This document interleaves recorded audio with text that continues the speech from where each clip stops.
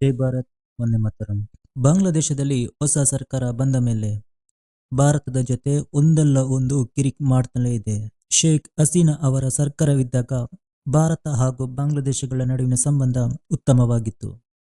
ಆದರೆ ಈಗ ಮೊಹಮ್ಮದ್ ಯೂನುಸ್ ಬಂದ ನಂತರ ಭಾರತದ ಜೊತೆ ಒಂದಲ್ಲ ಒಂದು ಕಿರಿಕ್ ಮಾಡ್ತಲೇ ಇದೆ. ಈ ಬಾಂಗ್ಲಾದೇಶ ಭಾರತದಿಂದ ತುಂಬಾ ಸಹಾಯ ಪಡೆಯುತ್ತದೆ.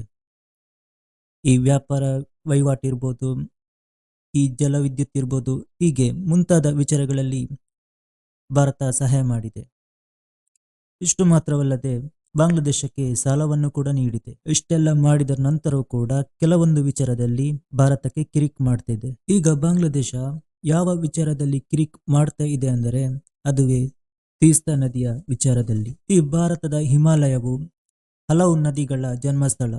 ಈ ತೀಸ್ತಾ ನದಿಯು ಕೂಡ ಹಿಮಾಲಯದಲ್ಲೂ ಹುಟ್ಟುತ್ತೆ. ಈ ತೀಸ್ತಾ ನದಿ ಹಿಮಾಲಯದಿಂದ ಹುಟ್ಟಿ ಸಿಕ್ಕಿಂ ಹಾಗೂ ಪಶ್ಚಿಮ ಬಂಗಾಳದ ಮೂಲಕ ಬಾಂಗ್ಲಾದೇಶಕ್ಕೆ ಸೇರುತ್ತೆ. ಈ ತೀಸ್ತಾ ನದಿಯಲ್ಲಿ ಭಾರತವು ಹಲವು ಯೋಜನೆಯನ್ನು ಕೂಡ ಕೈಗೊಂಡಿದೆ. ಇನ್ನು ಬಾಂಗ್ಲಾದೇಶದ ಮೊಹಮ್ಮದ್ ಯೂನುಸ್ ಸರ್ಕಾರ ಏನು ಹೇಳುತ್ತಿದೆ ಅಂದರೆ, ನಮಗೆ ಸೇರಬೇಕಾದ ನೀರನ್ನು ನಮಗೆ ಕೊಡಿ, ಒಂದು ವೇಳೆ ಕೊಡದೇ ಇದ್ದರೆ ಈ ವಿಚಾರವನ್ನು ಅಂತಾರಾಷ್ಟ್ರೀಯ ಮಟ್ಟದಲ್ಲಿ ಧ್ವನಿ ಎತ್ತುತ್ತೇನೆ ಅಂತ ಹೇಳುತ್ತಿದ್ದಾರೆ. ಇಷ್ಟು ಮಾತ್ರವಲ್ಲದೆ ಇನ್ನೊಂದು ಕೂಡ ಹೇಳಿದ್ದಾರೆ, ನಾವು ಭಾರತದ ಜೊತೆ ಉತ್ತಮವಾದ ಸಂಬಂಧ ಹೊಂದಲು ಬಯಸುತ್ತೇವೆ, ಆದರೆ ಭಾರತವು ಕೂಡ ನಮ್ಮ ಈ ಮನವಿಯನ್ನು ಎಲ್ಲ ಸ್ವೀಕರಿಸಬೇಕು ಅಂತ ಹೇಳುತ್ತಿದ್ದಾರೆ. ಈ ವಿಚಾರದಲ್ಲಿ ನಮಗೆ ನ್ಯಾಯ ಸಿಗಬೇಕು. ಒಂದು ವೇಳೆ ನ್ಯಾಯ ಸಿಗದೆ ಹೋದರೆ ಅಂತಾರಾಷ್ಟ್ರೀಯ ಮಟ್ಟದಲ್ಲಿ ಕೂಡ ನಾವು ನ್ಯಾಯಕ್ಕಾಗಿ ಧ್ವನಿ ಎತ್ತುತ್ತೇವೆ ಅಂತ ಹೇಳುತ್ತಿದ್ದಾರೆ. ಇನ್ನು ಪಶ್ಚಿಮ ಬಂಗಾಳದ ಸರ್ಕಾರವು ಕೂಡ ಮೋದಿ ಅವರಿಗೆ ಹೇಳಿದ್ದಾರೆ, ಈ ವಿಚಾರದಲ್ಲಿ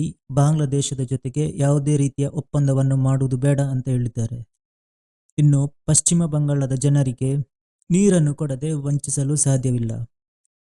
ಹೀಗಾಗಿ ನಾವು ಬಾಂಗ್ಲಾದೇಶಕ್ಕೆ ನೀರನ್ನು ಕೊಡುವುದಿಲ್ಲ ಅಂತ ಪಶ್ಚಿಮ ಬಂಗಾಳ ಸರ್ಕಾರ ಖಡಕ್ ಆಗಿ ಹೇಳಿದೆ. ಅಷ್ಟು ಮಾತ್ರವಲ್ಲದೆ ಈ ನದಿಯ ಹಕ್ಕನ್ನು ಕೂಡ ನಾವು ಮಂಡಿಸುತ್ತೇವೆ ಅಂತ ಹೇಳಿದ್ದಾರೆ. ಇಷ್ಟು ದಿವಸದಿಂದ ಇಲ್ಲದ ಸಮಸ್ಯೆ ಈಗ ಉದ್ಭವ ಆಗಿದೆ. ಇದಕ್ಕಿಂತ ಮುಂಚೆ ಶೇಖ್ ಹಸೀನಾ ಸರ್ಕಾರದಲ್ಲಿರುವಾಗ ಈ ರೀತಿಯ ಯಾವುದೇ ರೀತಿಯ ಕಾಂಟ್ರವರ್ಸಿ ಇರಲಿಲ್ಲ. ಆದರೆ ಈಗ ಬಾಂಗ್ಲಾದೇಶ ಒಂದೊಂದೇ ವಿಚಾರದಲ್ಲಿ ಭಾರತ ಜೊತೆ ತಿಕ್ಕಾಟ ಶುರು ಮಾಡುತ್ತಿದೆ.